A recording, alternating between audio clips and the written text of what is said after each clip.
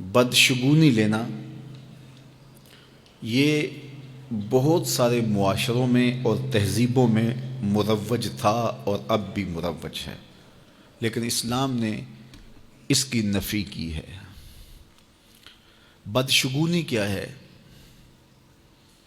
کسی دن کو، کسی جگہ کو، کسی شخص کو منحوس خیال کرنا۔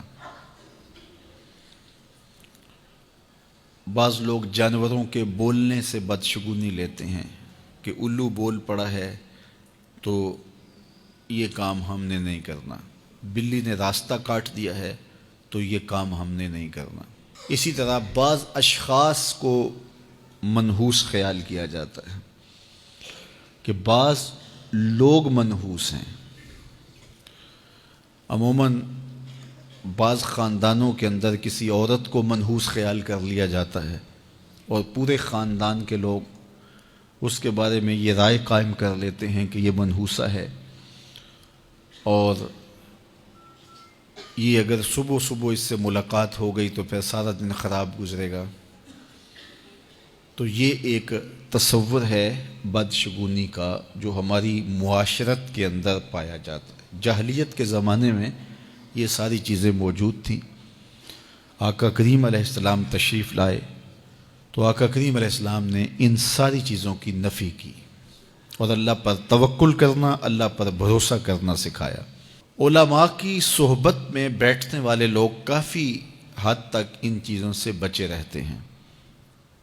عام لوگوں کی زندگیوں کے اندر یہ چیزیں موجود ہوتی ہیں۔ جاہل پیروں، ملنگوں اور یہ بنگیوں چرسیوں کے پاس بیٹھنے والے لوگوں کے اندر تو کوٹ کوٹ کے یہ ہندوانہ چیزیں رچی بسی ہوتی ہیں۔ اس لیے ہمیں شریعت بیضاء کے مطابق ہی اپنی زندگی گزارنی چاہیے اور اپنے نظریات شریعت سے ہی لینے چاہیے۔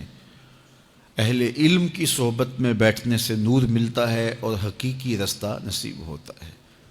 تو کسی کو منحوس قرار دے دینا یہ ہماری اپنی اختراع ہوتی ہے، ہمارا اپنا وسوسہ باطن ہوتا ہے۔ حضور نے ارشاد فرمایا ایک تو متعدی مرض نہیں ہے کہ اگر میں اس کے پاس بیٹھا تو یہ مرض مجھے اس سے لگ جائے گی۔ دوسری بات ارشاد فرمائی ولا حامتا، الو کا بولنا کوئی معنی نہیں رکھتا، اس کی آواز کوئی معنی نہیں رکھتی۔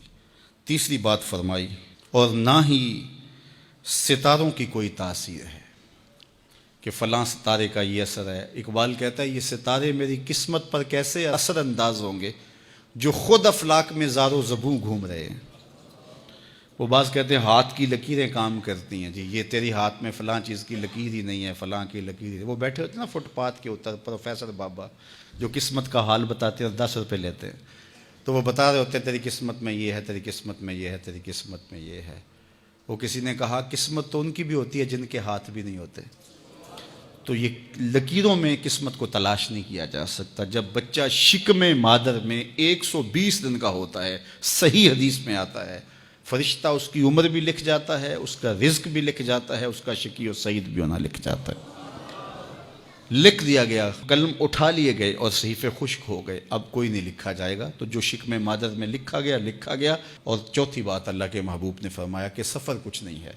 یعنی کچھ لوگ کہتے ہیں یہ جو سفر کا مہینہ ہے یہ بہت ہی سخت مہینہ ہوتا ہے اور ان دنوں کے اندر سفر نہیں کرنا چاہیے، ان دنوں کے اندر شادی نہیں کرنی چاہیے، ان دنوں کے اندر اگر شادی کی جائے تو وہ شادی کامیاب نہیں ہوتی، اس لیے کہ یہ مہینہ منحوس ہے۔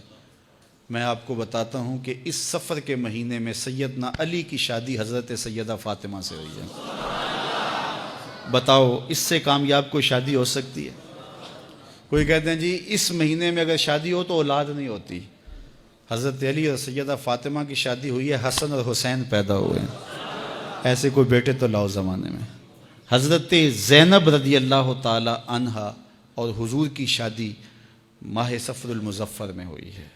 اس لیے ہمارے علماء اس کو خالی سفر کا مہینہ بولنے کے بجائے صفر الخیر یا صفر المظفر کے نام سے پکارتے ہیں، یعنی کامیابی کا مہینہ، خیر کا مہینہ۔ تو یہ محض لوگوں کی اختراعات ہیں۔ تو جس طرح باقی مہینوں میں شادی کرنے میں کوئی حرج نہیں، تو سفر کے مہینے میں بھی شادی کرنے میں کوئی حرج نہیں، آقا کریم نے فرمایا یہ بدشگونی لینا یہ شرک ہے، اللہ کے توکل کے منافی بات ہے۔ اس لیے جاہل لوگوں کا کام ہے کہ لوگوں کو اوہام میں وسوسوں میں مبتلا رکھیں، ضعیف الاعتقادی قائم رہے تاکہ کچھ لوگوں کا کام چلتا رہے، لیکن اللہ کے محبوب جو دین لے کر آئے اس میں اس کو علامت شرک بتایا گیا۔ یہ جو بدشگونی ہے یہ فرمایا تمہارے اندر کا وسوسہ ہے، اور جب کوئی بندہ اندر سے ضعیف الاعتقاد ہوتا ہے تو پھر یہ چیزیں اسے پیش آتی رہتی ہیں، اس کو یہ سمجھتا ہے ہاں اسی وجہ سے ہو رہا ہے۔